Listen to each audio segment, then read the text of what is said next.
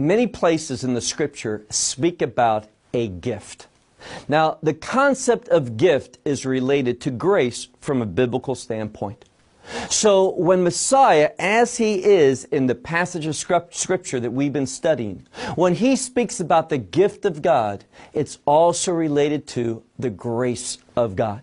And I love that concept, gift. Why? Because usually people give gifts out of love. Remember what we talked about? For God so loved the world. That is, in one method and one manner only, God displayed His love. What did He do? He gave gift. He gave His only begotten Son. But many people aren't aware of that fact. Many people aren't aware of what the outcome is of receiving His love, receiving that gift, being partakers of the grace of God. And we're going to see today, we began this last week, that Yeshua is speaking to a woman. Now, the fact that He's speaking to a woman, just Him and her alone, is quite astonishing. But the fact that she is a Samaritan woman, that is an enemy of the Judeans, is even something more unusual. But what we see in that fact is this, that the love of God, the purposes of God, they break down all those man-made barriers of separation.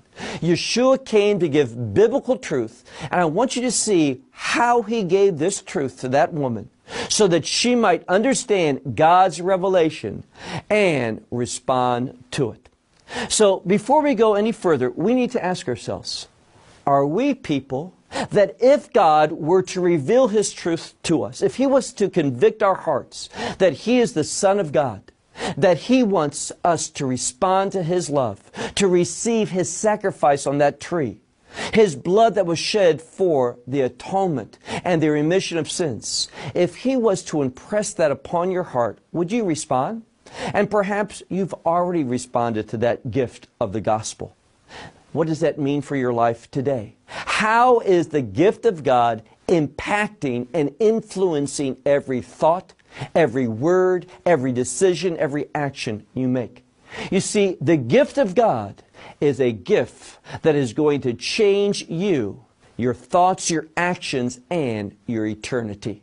So this message that He's speaking to this Samaritan woman has great implications for her, but also great implications for us. So look with me to John's Gospel, chapter 4, and we're ready again for verse 10. What do we read here?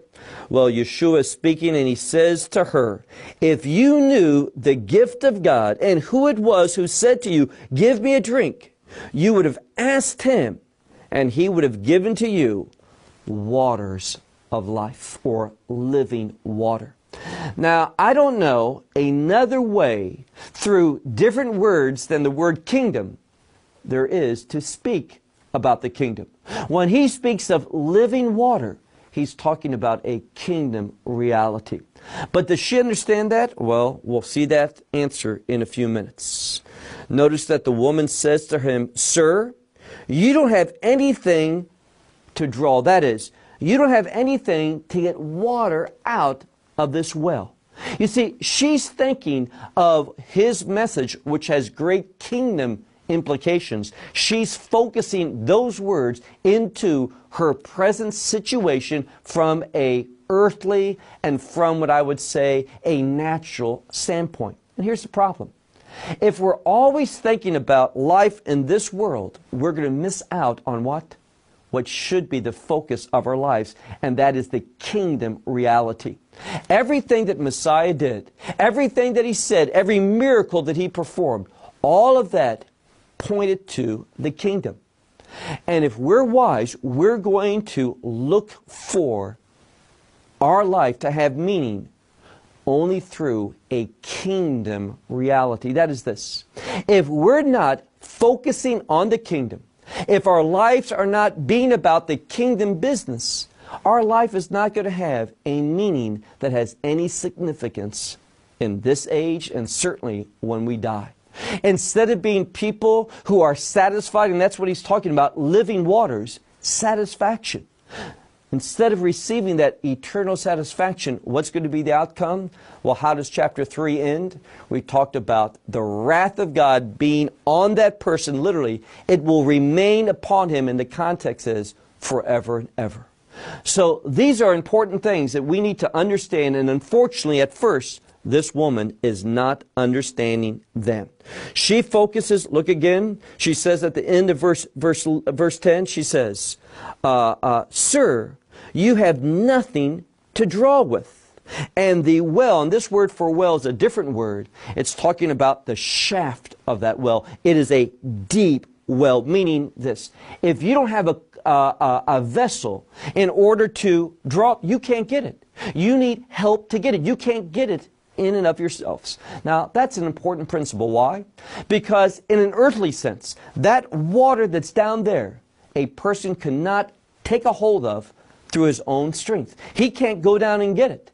He has to be brought up. He needs a tool. He needs assistance. And in that same way, we need assistance. We can't find that living water in and of ourselves. We need a help. We need a tool to do it. And here's the problem. This woman understands it from a physical standpoint, getting literal water out of that well. But when he's talking about living water, it's not just regular water, but living water, she doesn't think about the fact that she's going to need assistance to it. So she simply says, Sir, you don't have anything to draw with, and that shaft of that well is quite deep. Therefore what? Therefore, from where, therefore, do you have this living water? She kind of understands that she's not talking about this well because he has nothing to get it. He's offering living water. It's not coming from there. So from where is this living water? And that is to tell us a very important truth, that this living water is not of this world. That is, it is not physical. It is not materialistic. It is not something that we can purchase. It's not something that we can work for. What is it? Well, remember how all of this began. Yeshua says, if you knew the gift of God. And remember, we talked about that word knew shows someone far away from knowing. And does that depict you? Are you far away from knowing the truths of God concerning the kingdom? So move on to verse 12. It says here, For are you greater than our father Jacob, who gave to us this well? Now, notice she's doing something. She, in one sense, has some interest in this living water. But in another, she's bringing up this cultural, this society, what we could say, blockade between Samaritans and Judeans. She goes right back to who? Our father, Jacob. And their religion says, Jacob, that they were the people, they were the true sons of Jacob from a spiritual standpoint. Not all the tribes anymore, but just those who were the Samaritans. So she says, are you greater than our father Jacob, who gave to us this well? And he and his herds and his sons drink from it? Read on to verse 13. And Yeshua answered and said to her, everyone who drinks this water shall thirst again. So she goes back to the superiority of this well, and Jacob is the one that gave it to them, and they were there drinking from it, not the Judeans who focus in on Jerusalem. Now, what does Yeshua say? Well, he makes it very pinpoint. Why? He puts a spiritual truth in a physical context. Why do I say that? He speaks to her and says, well, let me ask you a question. You know, you've been drinking from that water. Does it satisfy you forever? Does it have eternal consequences? He says, you know, everyone, and she's a perfect testimony. Why? Heat of the day, 6 hour, 12 noon, according to our standards. What is she doing? As she does every day. To come and draw water. Why? Because the amount of water that she draws for a day only satisfies for a day. But he's talking about what? Eternal consequences. And when we are eternal minded, we're also going to be kingdom minded. Why? because that concept of eternal and kingdom goes together. There is a quality that lasts and endures, not something that is scarce or something that flees away in time. So look once more.